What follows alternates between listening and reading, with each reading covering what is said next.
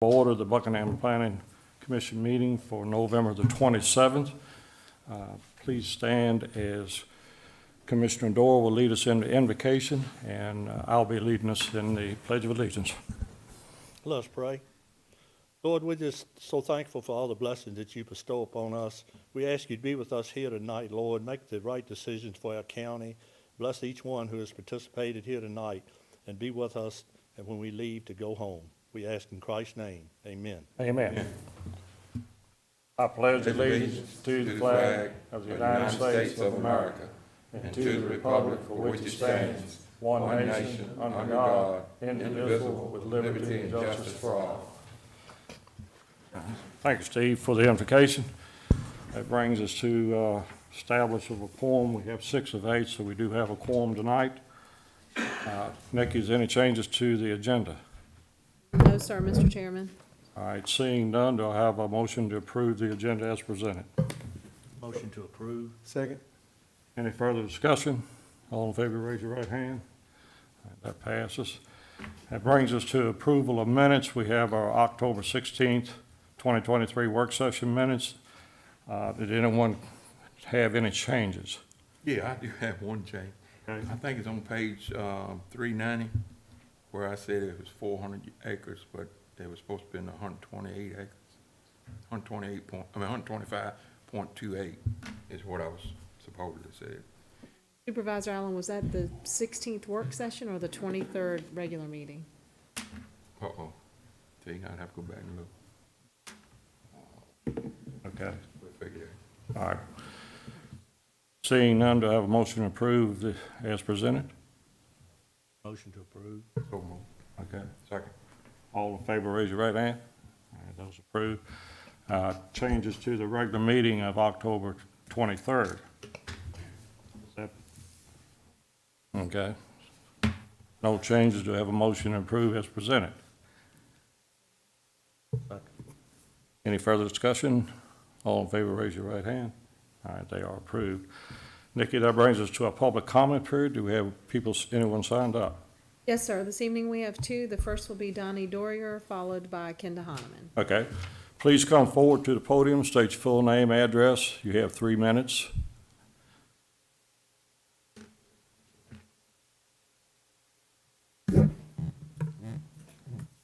Alan Dorier, 14546 South Constitution Road, Scottsville, Virginia. Good evening. I'll make this pretty brief. I realize that the Planning Commission and the Board of Supervisors has a big responsibility on their hands, and I do appreciate everything that they do. 2 of these things, though, that you have a responsibility for is the protection of the county and also the protection of the residents. We have a solar committee that was brought up a while back now, and that committee was created to come up with the best thought-out plans to protect the county and its residents. This draft will give us a much better protection from the county than the conditions that are set forth. They're much more detailed and some additional stuff put into it. So I think we need to think about that policy. Our problem right now is we're seeming like we're going ahead and presenting solar requests and moving them forward or getting them approved without that policy. So the question is, what would be the purpose of having a policy? What would be the purpose of having a solar committee? If we're not going to do anything on the committee as far as what we're going to have, then we just need to abandon it. I think that the Board of Supervisors and the Planning Committee should say, hey, you know, we're just going to hoof it on our own. And we're not going to listen to what the committee has to recommendations. So my answer to you is, or my request to you is that we wait until we have that solar policy in progress before we take on any more solar requests. For that, that's all I have for now. Thank you. Thank you, sir. Kenda Hahnemann.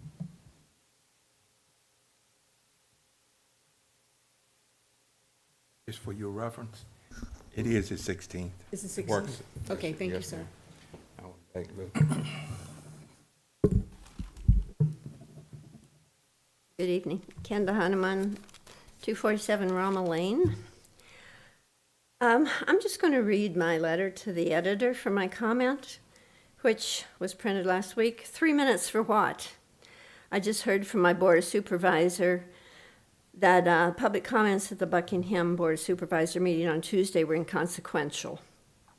He said he received 5 times as many calls about approving solar in Buckingham as he heard from citizens at the meetings. Our conversation ended abruptly. Apparently, Supervisor Matthews and Miles didn't need to hear from Buckingham citizens either. Their motions to proceed with solar permits at the latest meeting were clearly pre-written. What's the takeaway? Don't work to get your concerns into the allowable 3-minute comment time. Save your time and make a phone call. I've experienced disrespect and dismissal for 9 years at the Board of Supervisors meetings. Is this why we elect our representatives? Wasn't it Supervisor Bryan who said years ago that his constituents didn't attend BOS meetings to speak because they were afraid of repercussions? What kind of democracy is this?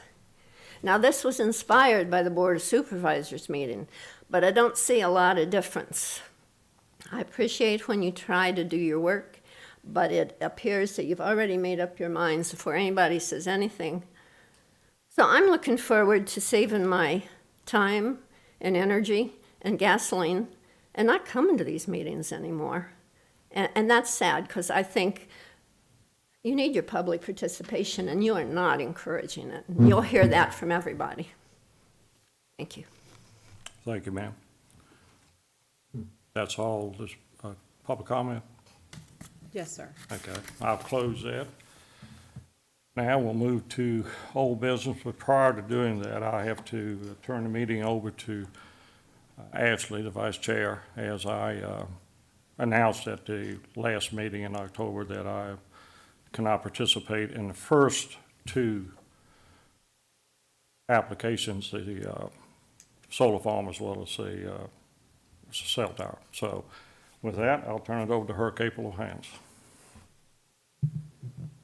Nikki, did you have an introduction, or should we just jump into commission concerns before the public hearing?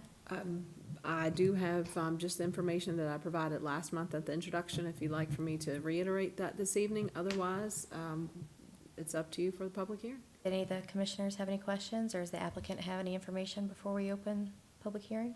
The applicant does have a presentation for the Planning Commission and the general public.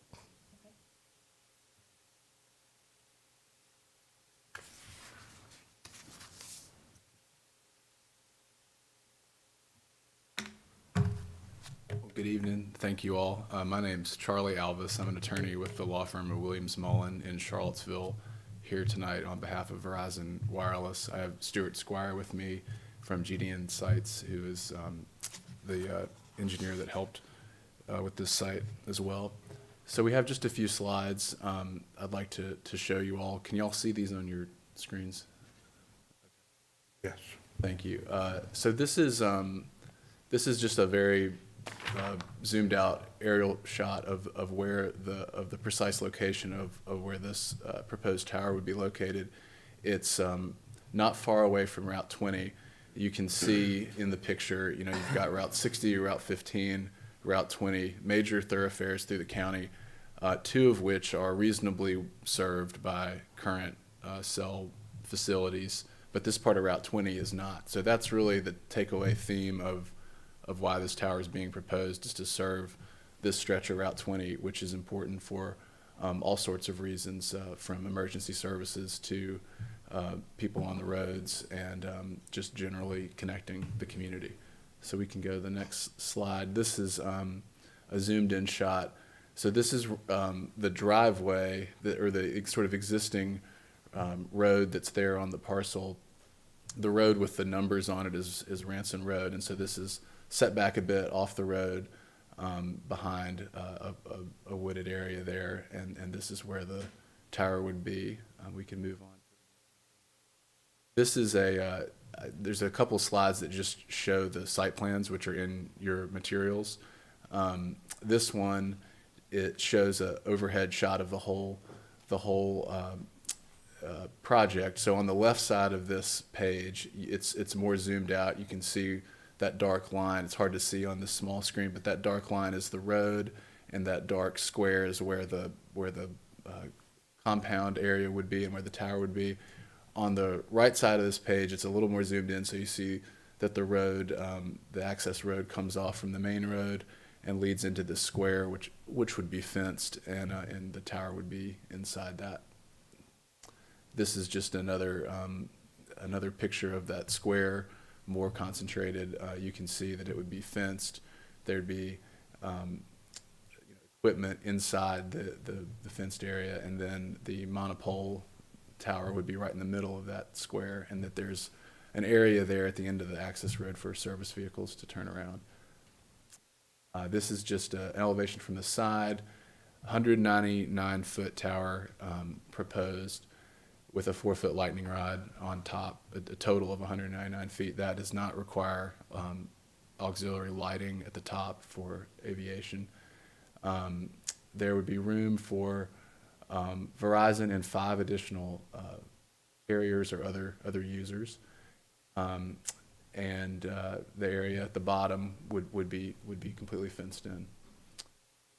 We did a balloon test for this site in connection with this application, and took photographs from, I believe, 12 different places. And I'd like to run through these with y'all just to show you the places where the tower may be seen, or in many cases where the tower won't be able to be seen from nearby surrounding areas.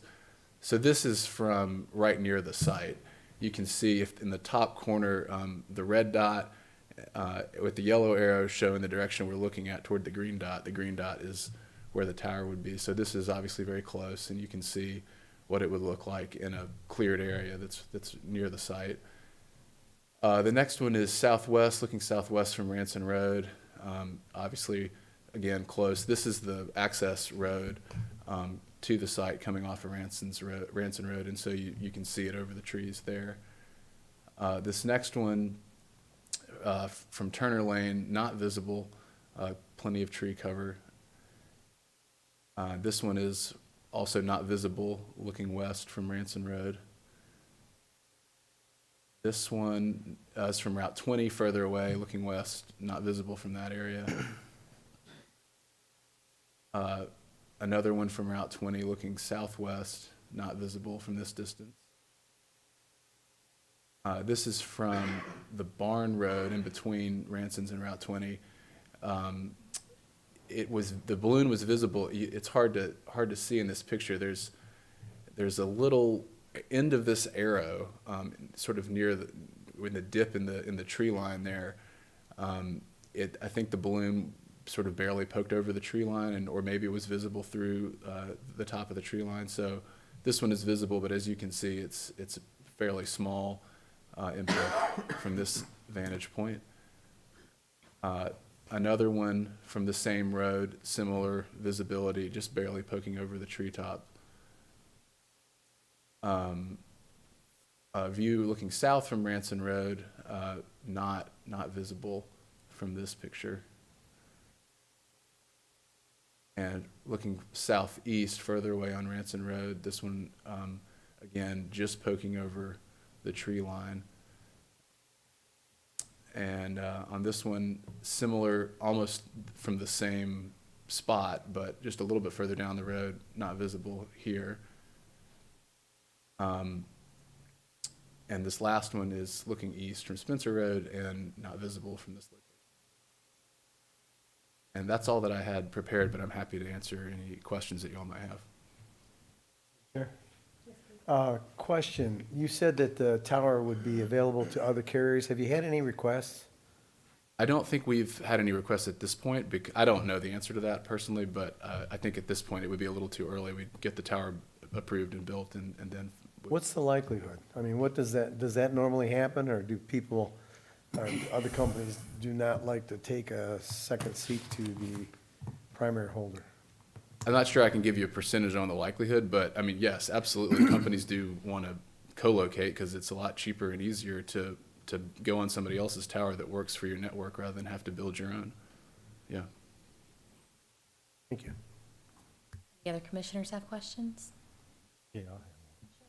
How much coverage will that be mileage-wise each way from this tower to pick up, will it pick up another tower? Well, I don't know exactly what the range is, but the thematic general answer to your question is we're plugging a hole that's there now. And so I don't know exactly, and it depends on the topography. You know, if you send a signal in one direction, it might go 1 mile and one might go 2 miles, or say, I'm making up numbers, but because of the topography. So I don't really have a great concrete answer to that question, but it's to suffice it to say that it's going to help tremendously what's there now, which is essentially next to nothing. Didn't hurt anything. Right.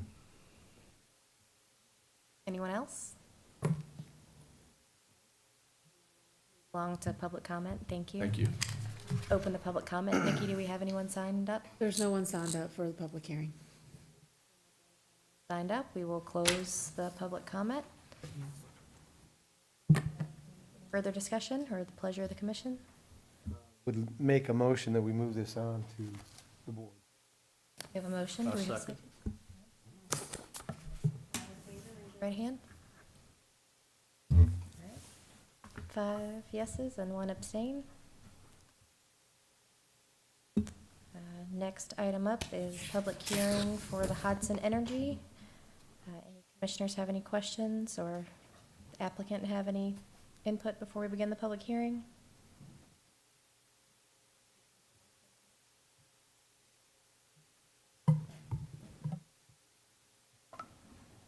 I have largely the same presentation as the workshop, so if it pleases the board, I can either just give you the update, or I can go through the whole thing for the benefit of everybody if you'd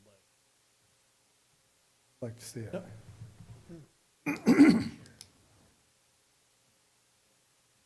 We'll see Pleasure if of the it, commission, an update or the full presentation? hopefully this will come up correctly. If not, Okay. we'll go back and try it over here. So again, I'm Frank Hopkins with Hudson Energy. We're a solar developer, pretty recent solar developer. We've been in around since 2019.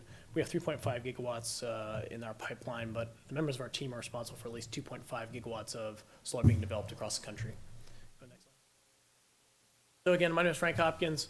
I'm a former planner, been in local government my entire life until switching to solar. I have Kyle West here, who has been in solar for over a decade, been responsible for dozens of projects being constructed, and Kim Jawanda is also here. She does a lot of public outreach for us. Go to the next slide. So this is the old presentation. Let's see.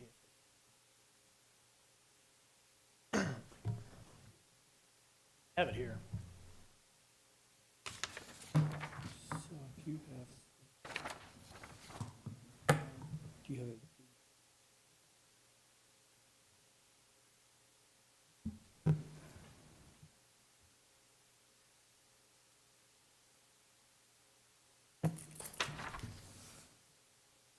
Okay. If that's okay with you.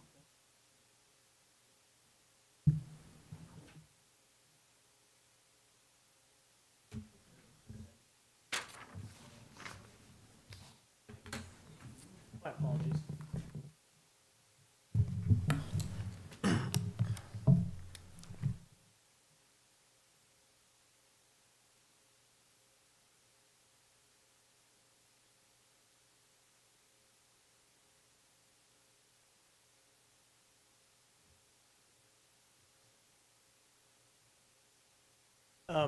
This is an 80 megawatt project on approximately 1,065 acres.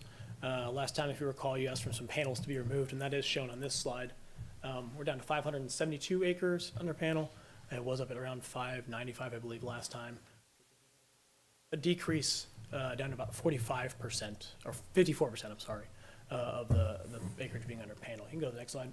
I know last time, a question was asked or comment was asked to present a larger image for your screen. If you can see there, and I have a zoomed in version as we did do a view shed analysis. Outside of C.G. Woodson Road, pretty much everything that's existing is pretty heavily wooded. That one area will have to be planted to increase our buffer.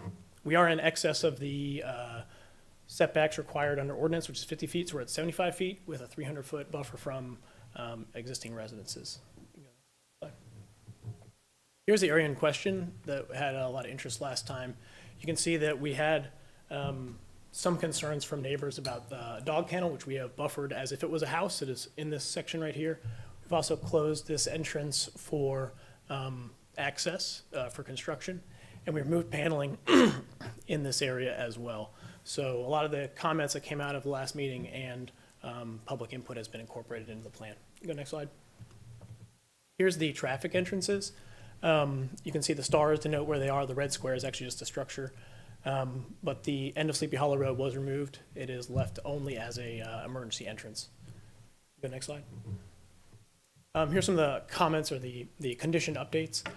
We mirrored the RWE language, which was more significant as far as construction was concerned, and I added the language about making sure that Sleepy Hollow was removed as a construction entrance, but saved as an emergency access entrance. Go next slide. I also mirrored the RWE language for the soil samples and making sure that the site was stabilized and utilized for native grasses and pollinator habitats. So that RWE language from that condition is carried over to our project as well. Go next slide. This site has a lot of natural features in it as far as waterways are concerned, and all those have been well preserved and protected. Provides a nice little wildlife corridor for deer and other fauna to cross this site. And we've made sure that we used, did a proper wetland delineation, proper cultural resources, research, and made sure that we stayed away from all those important areas. Go next slide. If this is a successfully voted on and approved, obviously this is not the end of the review this will receive. This will go on for a PBR review. It'll be evaluated again by DEQ, DWR, DCR, and DHR for a variety of things. So just want to let you know that we've done as much due diligence as we can up front to this stage, and that certainly more scrutiny will be put on it to make sure that we are clear of everything as we go forward. The next slide. Stormwater and ENS always comes up as a concern for these type of sites because obviously it's a lot of construction. And just like any other thing that gets built anywhere in the state, it's subject to DEQ regulations and local regulations, and we are no different than that. And so we will definitely post a bond prior to construction and go through that whole process. Go ahead. We will have an interconnection site on the northeastern part of the site. That is well inside the lot. You can see on this. It's about 1/3 of a mile west of CG Woodson and about 0.6 of a mile north of Blinkies. I don't think anybody will ever see that. Obviously, the power there, substation will be constructed, and it'll take the power over to the Bremo site in Fluvanna. Go next slide. Construction will take roughly 12 to 18 months. I've made the conditions very strict, similar to prior applications as far as construction are concerned. You'll see it Monday through Friday, and then asking for permission if we need to go outside of those bounds. It'll also have to be bonded. I also, prior to construction, and bonded for decommissioning. We've done a full decommissioning plan with Timmins, and that is part of the packet as well. Done a lot of community outreach. We did host a community meeting. It was attended by some of the folks here. We've been to some events with our Liberty Baptist Church. We've met with some landowners individually to understand their concerns. And we've also set up a website trying to get some feedback. So we're trying to get as much out there that we can. Any feedback we get, we're trying to adjust to and make sure that we're responding to any local input that we can. We want this to be the best project that it can be and make sure that it meets all the intents that the local community would like to have. Over the course of the project, 40 years, it comes out to roughly $8.5 million in revenue, so roughly $200 and some odd thousand a year. If you do the revenue share. So that's reliable revenue that the county can project and do with what they will, whether it's some amount of tax deferral or something else that you like to do. But that is a unique opportunity for the county to take advantage of. I know you guys are familiar with that, as not many other uses come before any boards that have that sort of mechanism to them. Solar is kind of unique in that aspect, and I'd like to highlight that. So again, a certain amount of revenue would come to the county. We're doing everything we can to make sure that this is well buffered, make sure that it is stormwater is taken care of, all the ENS is taken care of, making sure we're abiding or exceeding any existing regulations, and would appreciate a vote of yes to send it on to the Board of Supervisors. Thank you. Any of the commissioners have any questions for the applicant? Yes. Go ahead. Oh, okay. I think I saw on your paperwork just saying that you had 300 feet. But, if you look at number 10, it says 350 feet. Is what you're supposed to be back from anybody's, property or at home. And not only that, we had, Blue Rock. We just approved them, and they changed their, footage from 50 to 75 feet on, the property line. And right now, in this thing, it says to the, solar equipment, but I think we ought to go to the fence around the solar. But that's pretty much on the rest of y'all to change if you want to. 350 to property line instead of equipment. Yes. Okay. 350 to, setback to adjacent resident dwelling. That's Okay. dwelling. But I saw on your paper it said 300. Okay, we can, happy to adjust that. I just want to make sure you saw it.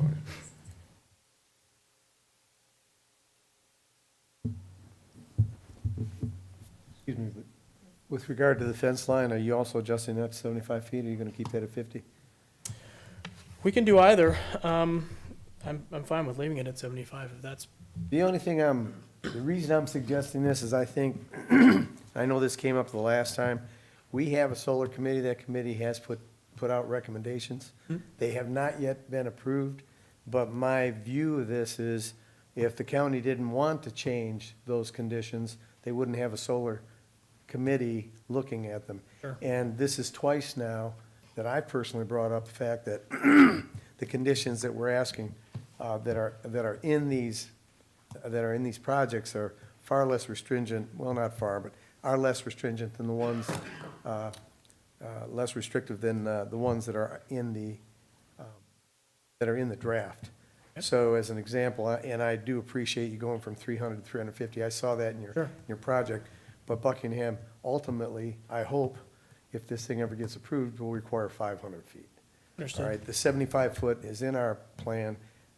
Moving to 75 feet by Blue Rock as well as yourself would be obviously a benefit, I think, to the county as well as yourself. Everything else, your vegetative buffer 50, that's in the condition that the Solar Commission came up with, and the distance right away is also at 75 foot, and I think you're at 75 foot. There's an insurance requirement in the draft. Okay. I don't know if you've read that or if anybody's approached it, and I do believe it's in the other projects. And I did not see that here, and I'm not here to negotiate the contract, but nothing has been mentioned, and I don't know whether or not that condition ought to be brought up here as well. Insurance requirement and what end? It's basically, the applicant shall, prior to the issuance of a building permit, provide to the county administrator designee a certificate of insurance providing general liability insurance, which shall include at a minimum the following information, blah, blah, blah, blah, blah. I can go through it in detail, but if you, I think that's what I would do. Just ask the amounts. The minimum liability is pretty important when it comes to insurance. See what it says, coverage and limits on the coverage, and including the amount of deductibles, self-insured retentions with a minimum limit of $5 million per occurrence and $10 million aggregate. Property damage, environmental impairment, $5 million per occurrence. Was this agreed to in the RWE condition as well? I don't know. And I think we'd be fine agreeing to that. Okay, I mean, it's something that should be written in the conditions. I need to hear from the other commissioners. In agreement with that. Want that part of the 6 items that came from, Cityscape for this other thing, but it's in that, never mind. Thank you. It ain't for them. For the other So one. I guess, No, I don't know, still- I don't know how those conditions get written up. Is that up to you, Ms. Edmondson? I'm not sure. I'm sorry, which condition are you referring to? The insurance condition. As in the draft, 6, item A. Anything that was in the draft has not been pulled out to be They're in brought agreement, they're in specific to agreement it. to do an insurance. Then then you would need to discuss that with the planning commission, and if someone chooses to add a condition, which you're perfectly able to add, amend, delete, change, then that will be, a motion amongst all commission members. Yes, sir. That would be my motion then, Madam Yeah, Chairman. and just to be very clear on Hodson's position is that we're certainly amenable to it if it's been imposed on previous solar projects. It is, that, I will say the, insurance, so when you look at, probably the siting agreement that we're currently negotiating with the county, and also, decommissioning plans, also, we can't disclose the details of our lease and purchase options, but all of those require insurance policies within that range. So as long as it's industry standard, which I think those numbers are, and it's been imposed on others, I don't think we have any issue with that. Yeah. I would make the motion. Do we include that as a condition? I second that motion. Yeah, I mean, you know, as long as we're being treated just as other applicants have been, and then there's no problem. I have a motion and a second to add the insurance with some research here on previously worded. Is there any other discussion? Take a vote. All in favor? Right, and it sounded like there was some other discussion about increasing the buffer to 75 feet to the fence line. Changing Say that you have no condition. objection to that? No, absolutely not. So I'd make it's- the motion. Yeah. Second. Right hand raised in favor, please. Right? Madam Chairman, the only other thing I would ask is if you're going to bring this into the Board of Supervisors, I like your schematics in your presentation. They were not in the packet. It would have been extremely helpful, so you might want to consider at least showing the larger schematic of the panels to the board when it goes forward that Absolutely. way. That would be helpful. Thank you. Appreciate that. Thank you. Thank you, sir. Any other questions more for the clarify. applicant? Yes, Madam Chairman, I do. I'd like to ask a question. On page 106, it mentions a 80 megawatt utility scale solar facility, and then it comes down and mentions 156,000 megawatt hour. What's the difference there? Can you explain that? I am, I think I'll handle that one. Yeah. So the 80 megawatts is capacity, right? And so that's, neither one of us is engineers, but Yeah. the megawatt hours is more about its output. So there's a difference between your output and your capacity. If you want, we could have the Timmins engineer come up and give you a more technical explanation, but it's kind of what you're producing on an hourly basis versus what your overall capacity as a generating facility is. So you're producing 156,000, is that what you're saying? Or 80 megawatt? So 80 meg, They're two distinctly different things. So there's the capacity of the size of the project as it sits, and then it is the output, the power that, the production of it. I mean,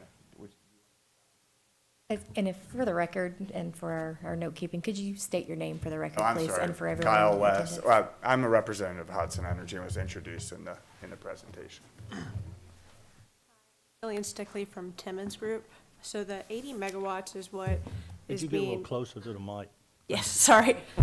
Pull it down a little bit. The 80 megawatts is what is directly going into the grid, and the 156 megawatt hours is over time. How much megawatts per hour is going to be absorbed throughout the grid. So as it spreads through, that's what like homes will receive is 156,000 megawatt hours. I'm not exactly with you, but I just want to know the difference. That's all I wanted. I just didn't Yeah, quite so like understand. directly injected to the grid at this second in time would be 80 megawatts. Okay. And over time, like over like a monthly or yearly basis, you would receive 156,000 megawatt hours. Okay.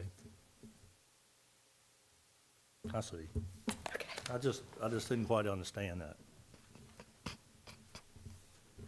Anyone else?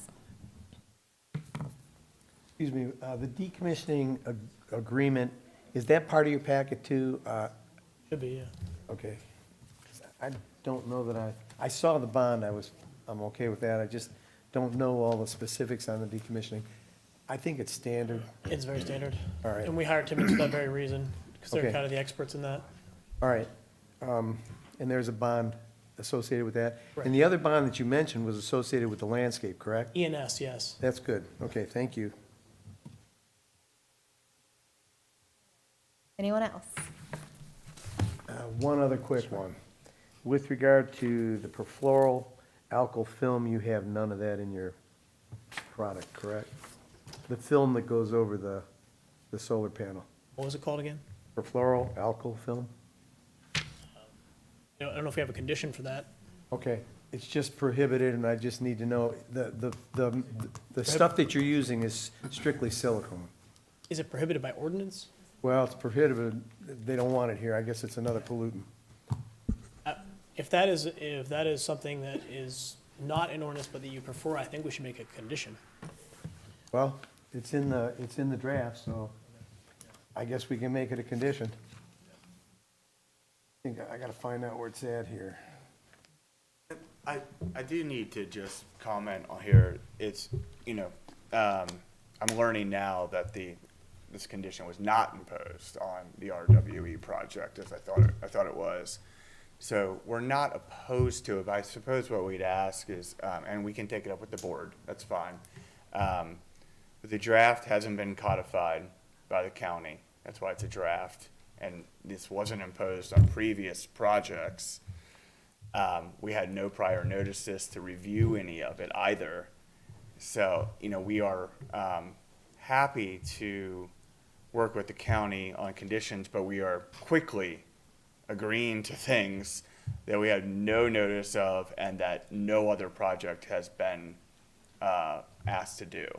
So I'm feeling a little caught off guard, actually, for a moment. The planner is telling me that actually what was just said to me was not accurate. The RWE project, Blue Rock, did not have this imposed. So, there are significant costs associated with an insurance policy based on its minimums. And all we're asking is that the same requirements that have been imposed on others be imposed on us. We are more than, and frankly, we'll go beyond, but we are being asked in the moment to do a quick financial calculation of the insurance requirements that haven't been imposed on others. So I suppose what I'm saying is, You don't wanna do it.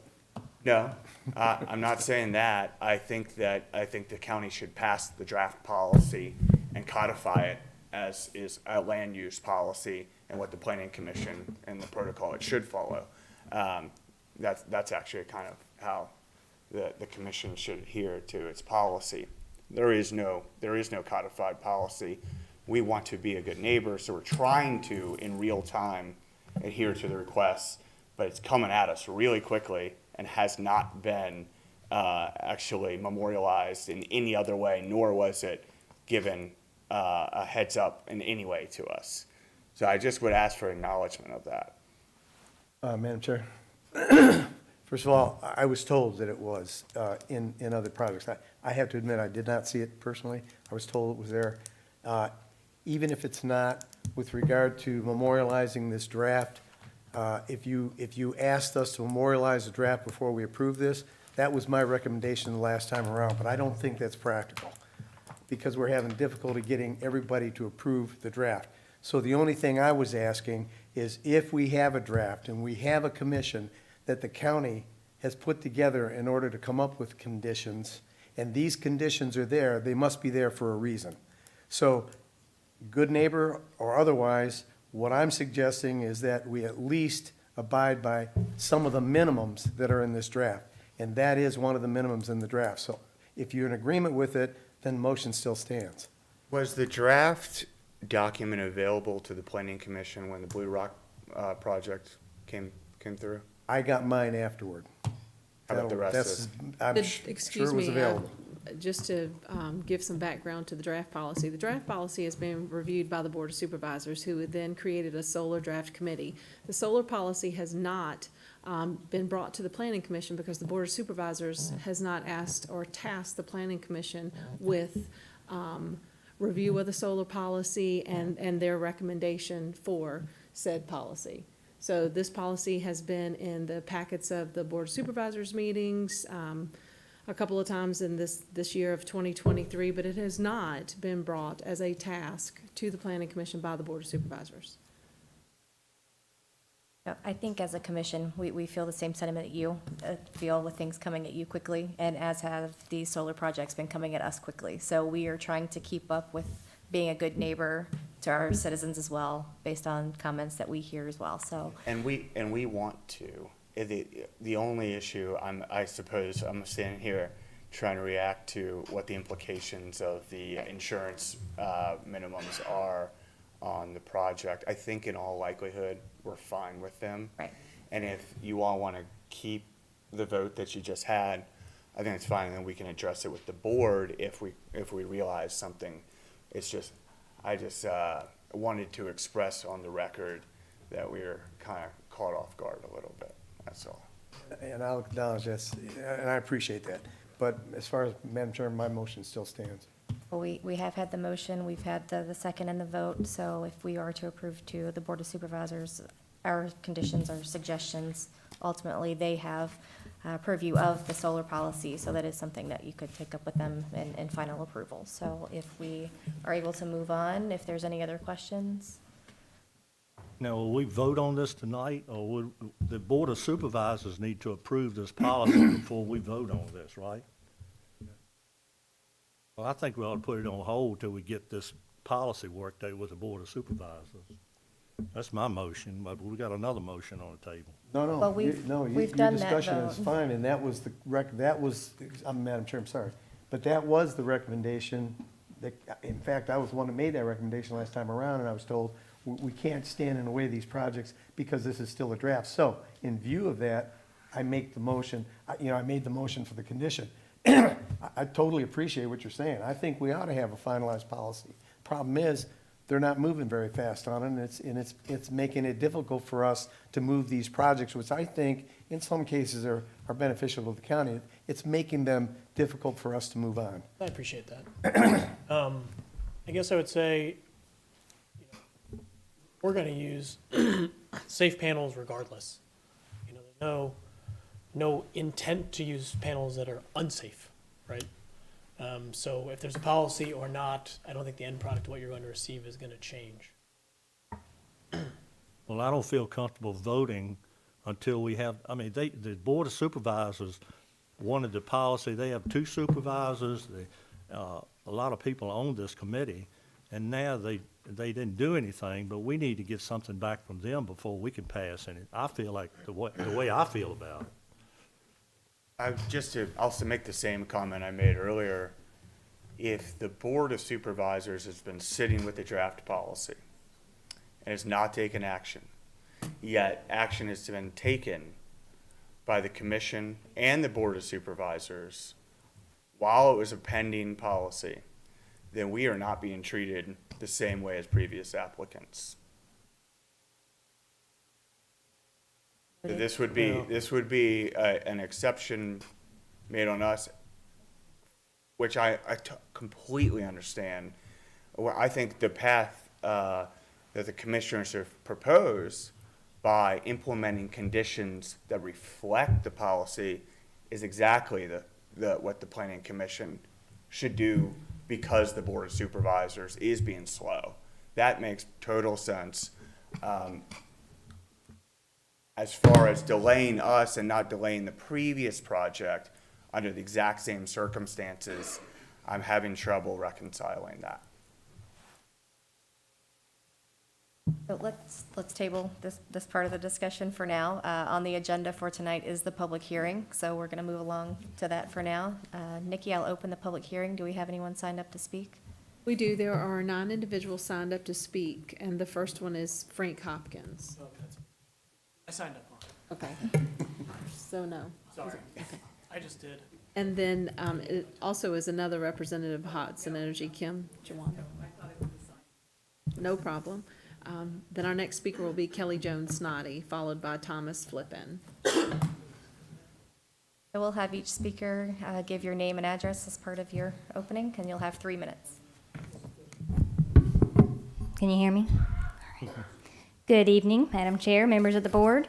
I'm Kelly Jones Snoddy, District 1, 271 Hidden Springs Road, New Canton. I am also here representing my parents, Lynn and Brenda Jones, 267 Hidden Springs Road, and my brother and sister-in-law, Berkeley and Shannon Jones, 750 Blinkies Road. We are here tonight to speak in opposition to Case 23-SUP-334. Our family farm borders almost a mile of the property line for parcel 43-41. This is one of the 6 parcels designated under this project. We are not completely against the idea of expanding into natural energy and solar production, but what we are not in favor of is the size of the footprint of this particular project and others similar in nature, as well as the fact that the conversion of ag land to solar fields has exploded so quickly recently that it feels as if our community may not be fully prepared. Our specific concerns are based on the dramatic land use change from trees to a graded landscape of solar panels, which can result in high erosion risk, water quality degradation, and the future unknowns related to the continued long-term maintenance needs of the panels. These concerns are not just specific to this case, but all large-scale solar projects that have come before the county and continue to come before the county. So we are asking that you deny this application. If that's not feasible, we request that you set hard limits. I know it's hard to keep track of the hard limits during the construction phase, and we understand that 1,065 acres that's slotted for the project is not the actual developed amount. That amount is now the 572 acres, but that is still a large area of disturbance and land use change no matter how much we slice it. We have always taken pride in the fact that Buckingham is strongly agriculture and forestry based. We understand that land conversion is an everyday factor. After all, the Joneses have been converting trees to pasture to raise beef cattle for generations. We are responsible stewards of the land, and we are hopeful that the 5th generation that we are currently raising on our family farm can continue to take pride in Buckingham's rural landscape. So, thank you for your consideration of our concerns. Thank you.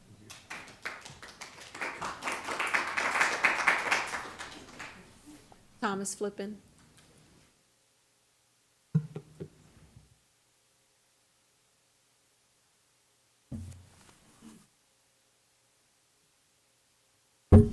Just up here a little higher. Thomas Edward Flippin, 1148 Chapel Road, New Canton, Virginia. Better known as Ted Flippin, that's what I go by. Don't have anything written down, but I want to make it clear right out of the gate that I am in total opposition of this as a adjoining property owner. Solar power comes to you in the name of green. That's what it's considered as a green energy source. It's anything but green.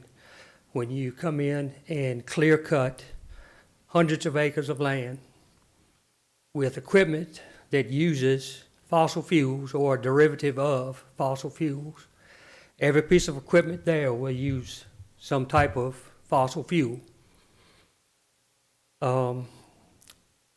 Every piece of equipment that's brought in afterwards to do the landscape runs on fossil fuels. You can't get away from it.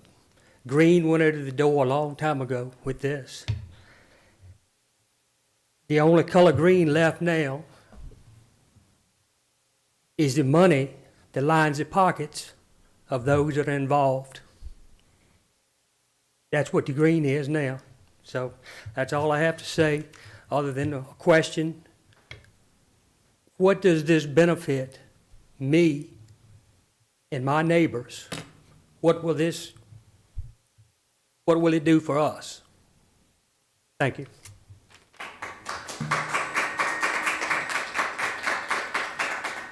Donnie Dorier.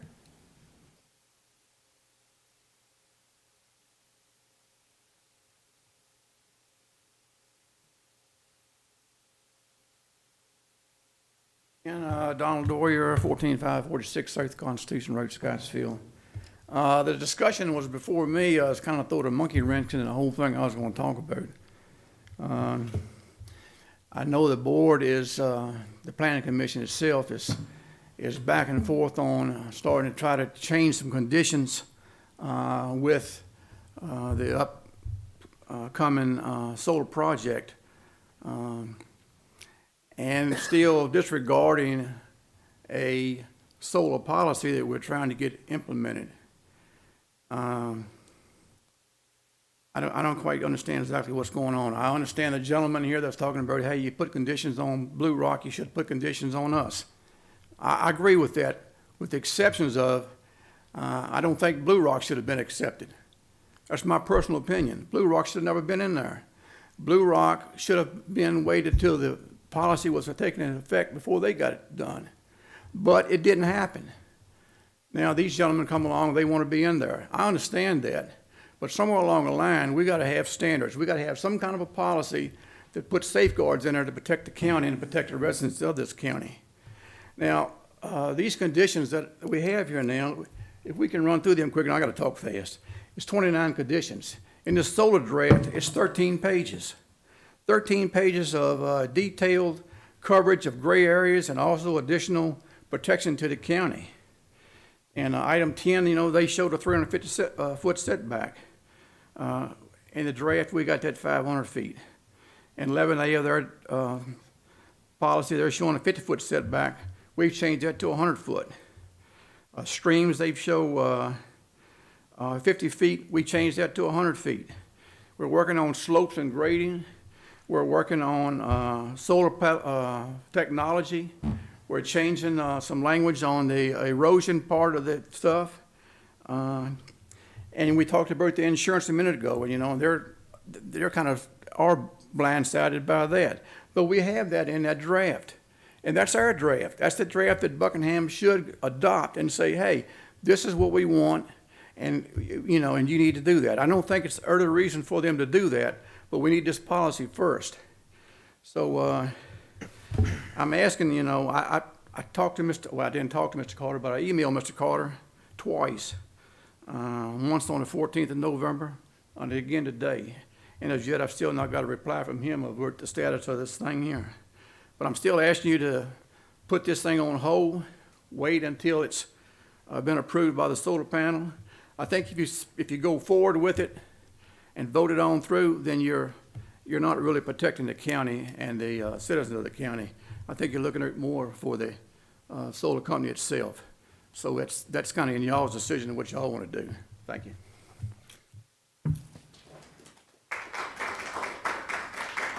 Jacob Carosella.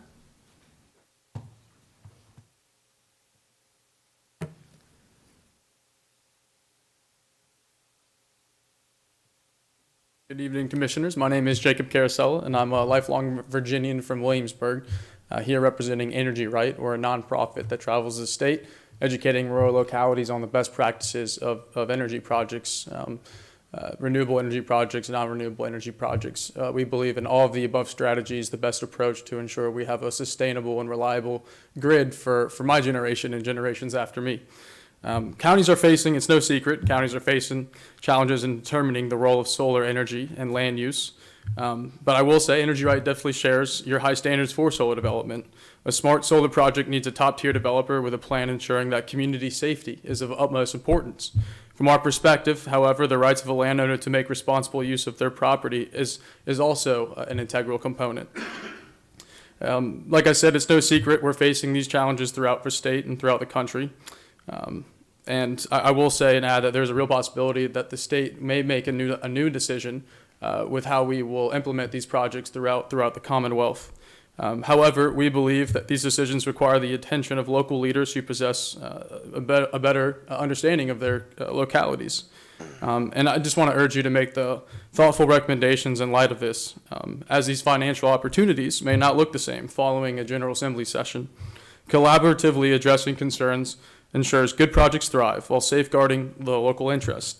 It ultimately does fall on you all, the community leaders, to make case-by-case decisions, project by project, in the best interest of this county. Your commitment to responsible development is commendable. I've seen it. I've been around the conversations, and we certainly believe that high-quality, responsible solar development aligns with the county's vision. With sufficient buffers and setbacks, solar projects can quietly generate much-needed revenue for the county while being out of sight and out of mind. Just last month, at the Governor's Summit on Rural Prosperity in Nottoway, Secretary of Agriculture Matt Lohr stated that 80% of farmers in Virginia have a second stream of income to sustain their farming activities. And for smaller landowners, solar can often be the best and/or only option.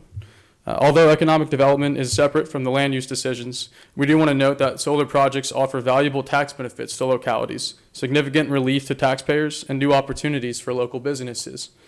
Regardless of the project size, these projects also bring a unique opportunity of upfront voluntary contributions from the developers, alongside the machine and tool tax or revenue sharing, as you've heard this evening.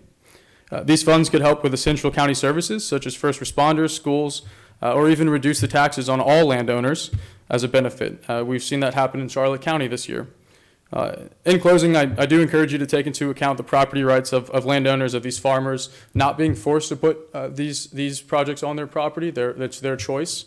Along with the economic benefits as well. Well-developed projects can coexist with your values while adhering to laws and driving economic growth. But thank you for your time and consideration. Berkeley Jones.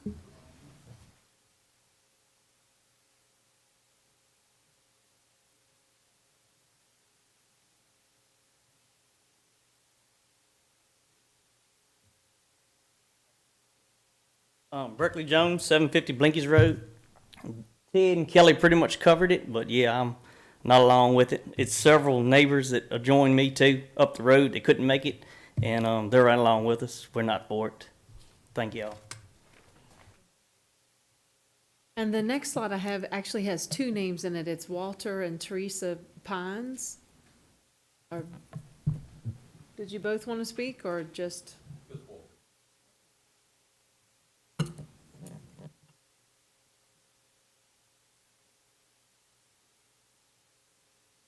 Microphone many years. My name is Walter Pines. We live at 2037 Blinkies Road. I'm not a local, but we've had our property for 32 years, so it does count somewhat. We have a problem with our north side of our property. The solar panels will go in 100% of our north side, and I believe it's somewhere around 2,000 feet. And I'm concerned over the buffer.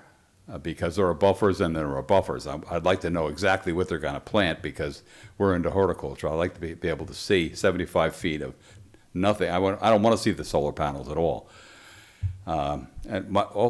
Another concern that wasn't brought up by anybody else, and it concerns me, is that I think Blinkies Road is a residential street.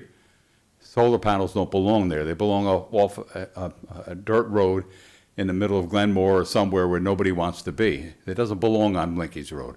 It's a major secondary road. It has a lot of traffic, and we don't need any other construction. We already went through the Bear Creek energy plant, which, by the way, lights up our sky on the one side. I never knew that.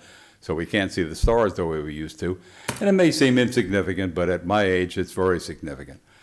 And it just bothers me that we've already turned down a transmission line to run through our property because it would have eaten up about 4 acres. So we're not interested in it. I don't believe the technology is exactly where it should be. In the future, yes, but also it doesn't belong on Blinkies Road. And I'd prefer not seeing it. We have 42 acres that we're very proud of and love, and we don't want to see it developed in this way. And it also involves we gave our son 2 acres. It involves part of his property too. We'll have to look at the solar panels. So I appreciate your time, and thank you, and have a good evening. Thank you.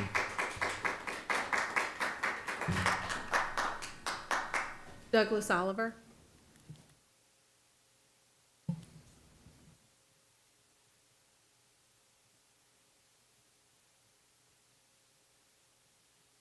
Douglas Oliver, 3800 Glenmore Road, Scottsville, Virginia, 24590. I also own my home I grew up in District 1, which is less than a mile from this project. own 2 parcels of land that join this project. I'm representing my uncle who couldn't be here, who has 3 parcels of land that join this project. I represent my cousin Jamie, James Oliver Jr., who has 2 parcels of land and a home that's going to be in the middle of this project, and my aunt Mary Lively, who lives in this area. So let me get to the first part. I had a lot of stuff, and y'all ain't gonna give me enough time. What they presented to you, site access, says project will have 4 entrances, all of which are existing. The southern section of the project will be accessed by Sleepy Hollow Road. Well, they don't have an access to Sleepy Hollow Road because here's my plat. I own the road. There is no, I went to the courthouse and checked. There is no legal right-of-way, historical right-of-way, or anything else because Continental Can owned it. Then it went to Continental Forest Industries. Then it went to Bear Island. Then it went to American Timberlands, and now it's BTG Paxville. My uncle, which lived there from the time he was 12 years old, can attest to not one stick of wood has ever been pulled out of that roadway. So they can't say it was a historical right-of-way. Here's my plat. I own the road. So this is not true. I don't see how you can even vote on this until they put it back and tell you that's not an entrance at all. They say they want to use it for an emergency. They don't have the right to the entrance. It's not theirs. I own it. My father owned it before me. Joe owned it before him. So they don't have it. On top of that, they met with me. They showed me compassion. They said they weren't going to come down that as a construction interest. Well, they can't come down it anyway. But I don't know how you come through 2 points of land that meet at the stake that marks the line, because that's all they have. This chunk of land meets this chunk of land at the stake. You can't come through it. Not to mention, my daughter, who was sick and couldn't meet with Kyle that day when he came by my house, she had a great suggestion for the county, Buki, and for everybody else. The next time somebody comes in and wants to take a piece of timberland, present it to you, get it approved, then they're going to buy it, then they're going to put it on the open market to whomever else might buy it. Make it a condition that they put it in a conservation easement where it cannot be divided at all. In 40 years, when I'm dead and gone, one thing we will know, my daughter will still have one big tract of land that either a timber company's got to buy or somebody else who is rich has got to buy, and it can never be broken up. We'll still have open, vast spaces. Much more I need to cover, but I don't have enough time. Microclimate is going to create, property devalue is going to happen.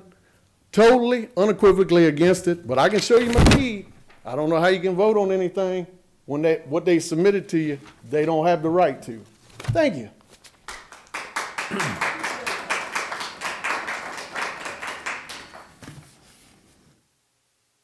There's no one else signed up for a public hearing. Then we will close the public hearing. Are we allowed to respond? It's up to the. Yeah. So first, thank you all. And understood. So let's address a few of the points. One, access off Sleepy Hollow Road.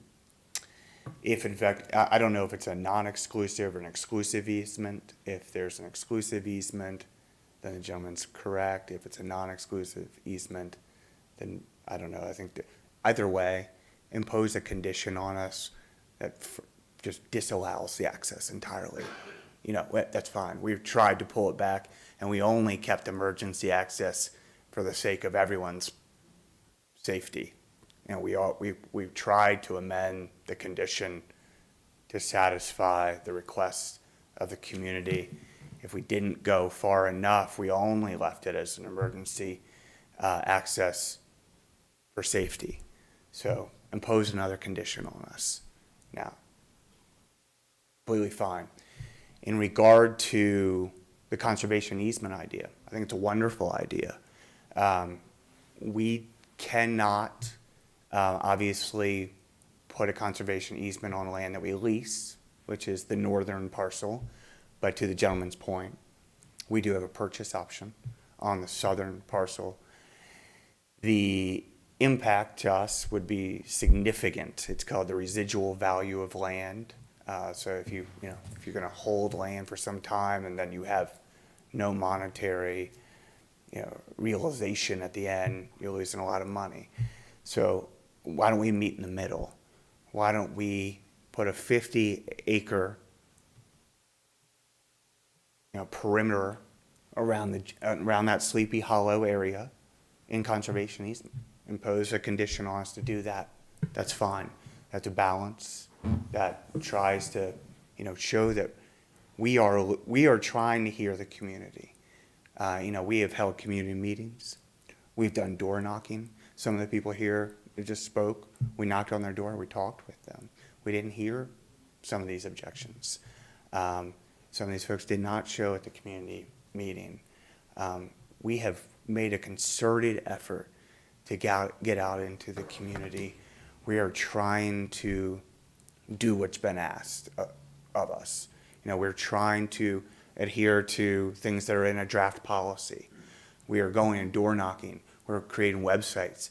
We are holding community hearings. We're going and sitting down with people in their kitchen. We're saying, yes, put the condition on us. So, if that's what I have to say. I'll defer to Frank.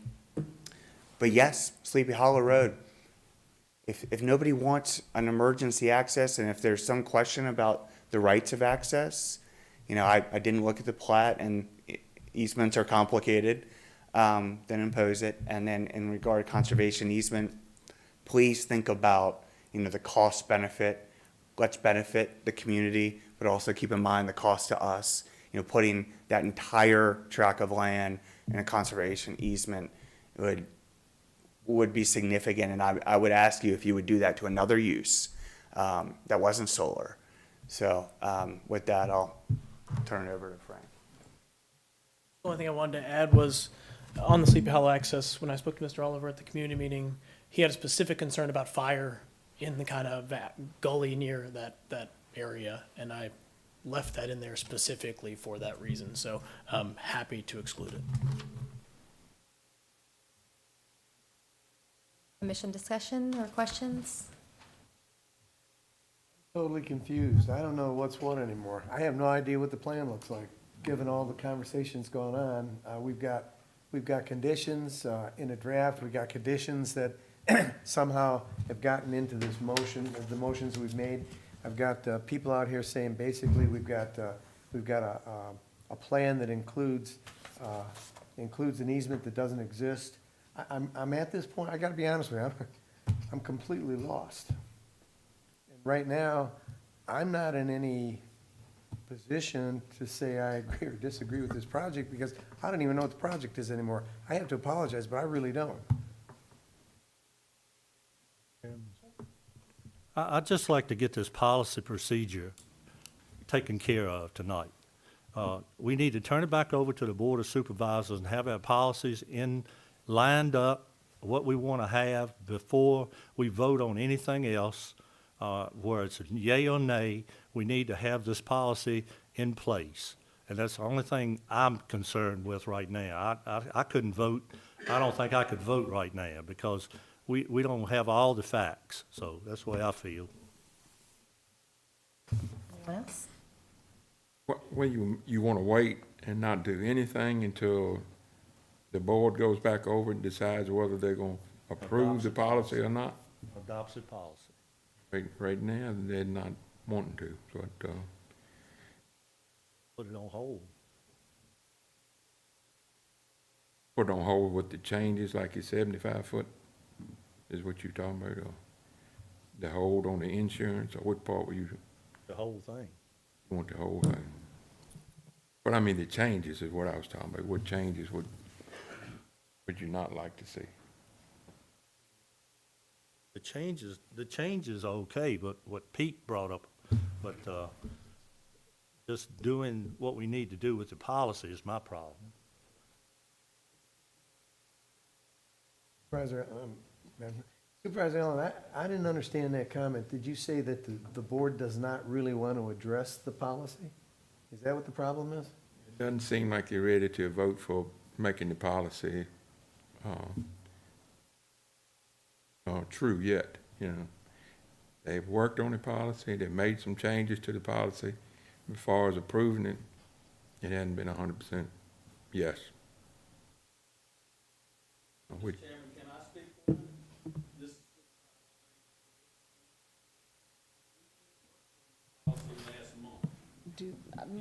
Supervisor Davis, may I ask you to come to the microphone?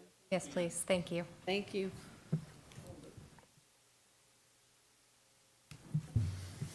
Mr. Boyer and myself, we just worked on this policy last month. Carl is supposed to be drawing up the draft to bring back to the board for December's meeting, is my understanding. So why are we in a rush? Let the board look at the plan in December, and then we can say yay or nay. Is a month or two gonna kill this project? I don't think so. So why can't we wait until the board passes the solar policy, we all look at it, and then every solar project from now on will have to extend to those terms that's in the policy? We don't have to rush all of them and pass them right now. That's just my opinion. I mean, we just had an opportunity to work on this, so Right. give us an opportunity to finish it. Mr. Davis? Question, Madam Chairman? What do you think the opportunity is in December? I mean, I've been, believe me, I understand exactly where you come from. It's be my pleasure as well to see this policy pass before we do any more work with solar farms. And that was my But let mention me- in last month's meeting. Right, but let me ask you We a hold question. off approving What is anymore the until li- we get it in So place. what is the likelihood in December that we're gonna have a decision? If it comes to us, it's gonna be a vote on it, my opinion. That's just where I'm at. We just had the opportunity to work on it. We just worked on it. The young man back there that spoke earlier, it's 3 of us here that was on that committee. Thank you. On behalf of the commission, we appreciate that. That gives us a little less gray space and indefinite timelines for understanding what the solar policy and the procedure approval looks like. So with that information, what is the pleasure of the board? I'd make a motion, Madam Chairman, that we hold off at least, let's table this project until December to see exactly where the board ends up with their decision on this policy. And at that point in time, decide whether or not we want to move forward with this. I second that. May I interject? Because in the past, as of July of this year, there's been a state code change regarding public hearings. So we've held a public hearing tonight. Should you decide to table this and bring this back to next month, in order for this to move forward, it would have to have another public hearing. So it's not one public hearing and then you hold it for 2 or 3, 4 months making a decision. There will need to be another public hearing. So, if that's what you do, your motion needs to include, will you bring it back for a public hearing in December? So that is a code change, but should you have enough information in December hypothetically to make a decision, you would not be able to move that forward without holding another public hearing. That was the motion to bring it. Procedural. Okay. All right. But then my motion is to hold another public hearing for the planning commission in December. That would be subsequent to the board's decision, one way or the other, with regard to this policy. Second. Have a motion and a second. All in favor, raise your right hand. Yeses, 1 no, and 1 abstain.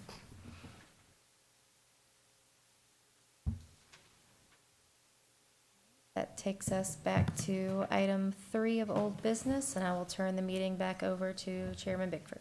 Okay, thank you, Ashley, for taking care of the 2 applications. That brings us to the public hearing case for the rezoning of the Buckingham County property. I'll let Nikki introduce it, and then while she's discussing, is there any questions that the commissioners have before I do the public, open up the public hearing for this case? Cut and dry, so, yeah.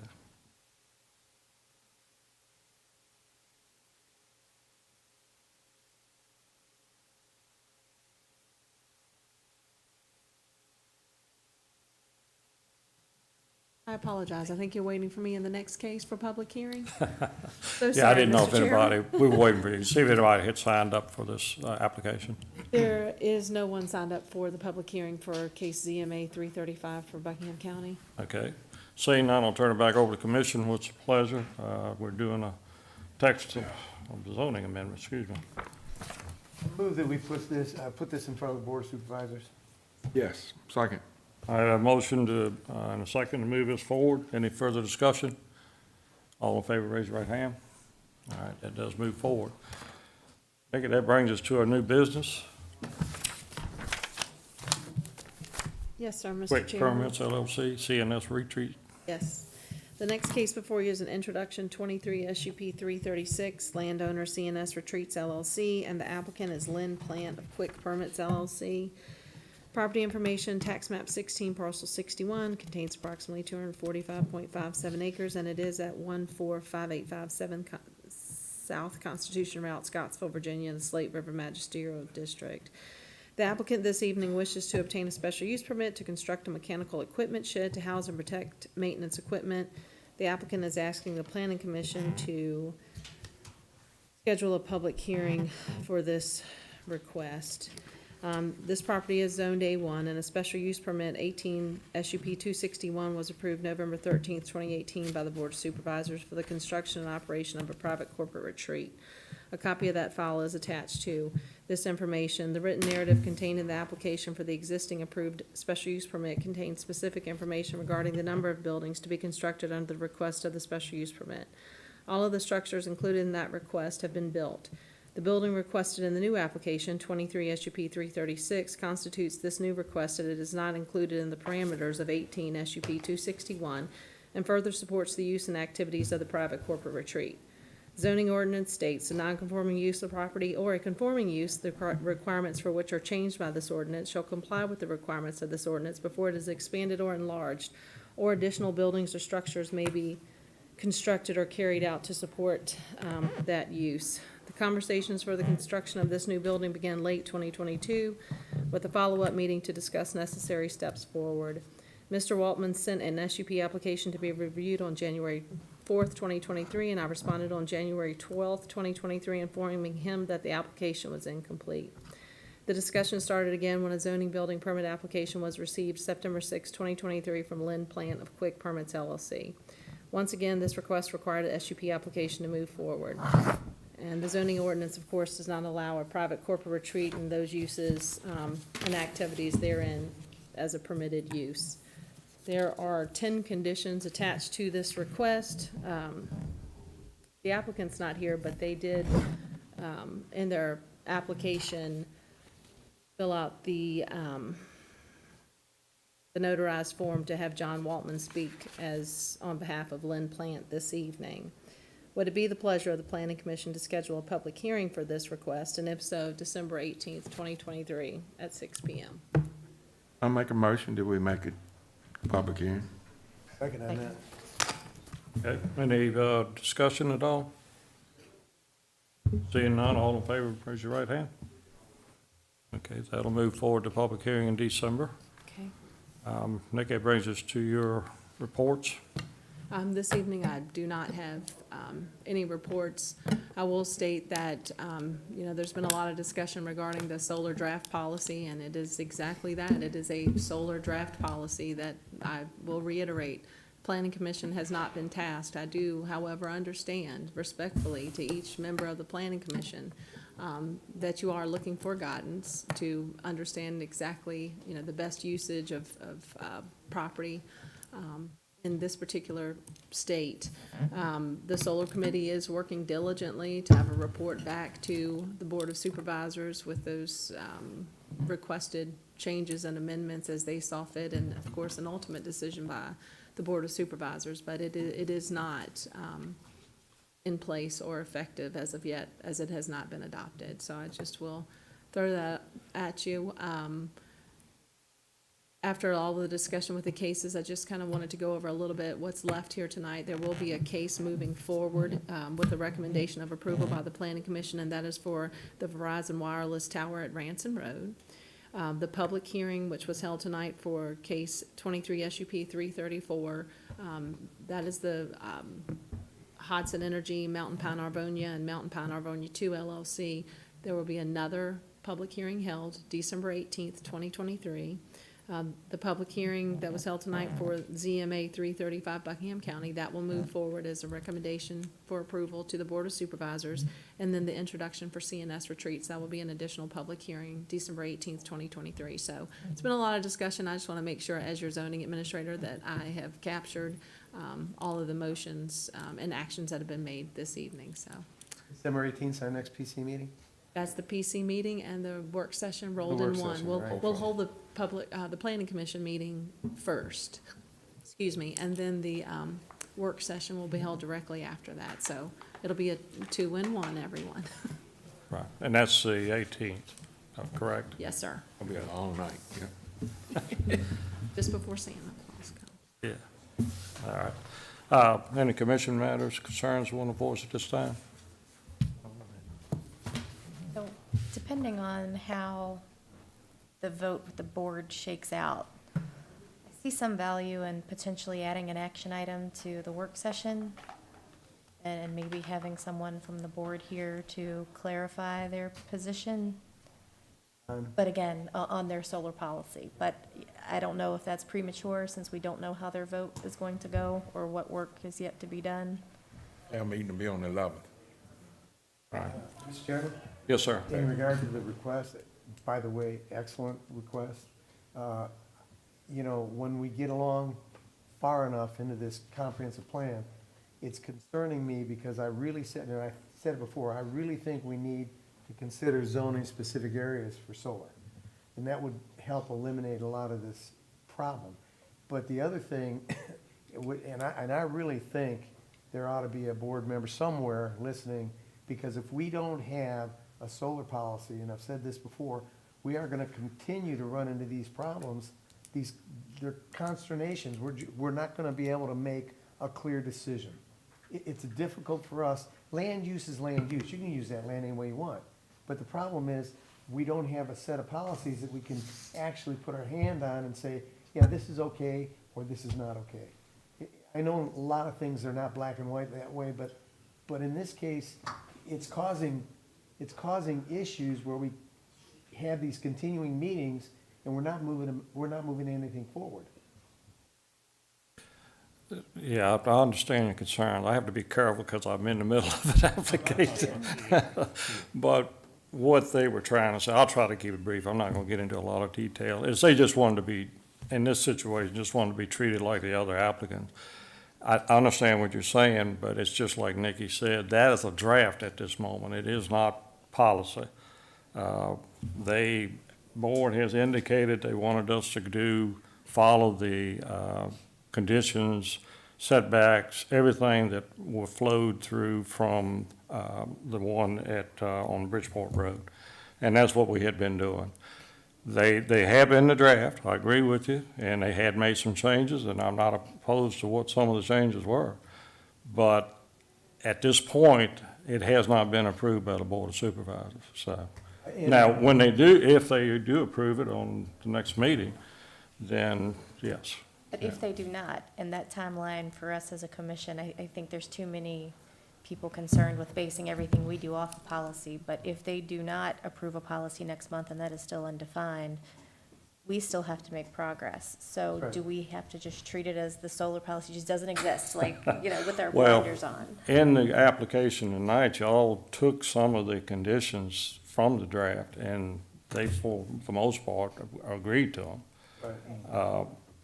However, they were caught off guard a little bit with some of them because it hadn't been brought before any of the other solar applications. So that, I can understand that concern.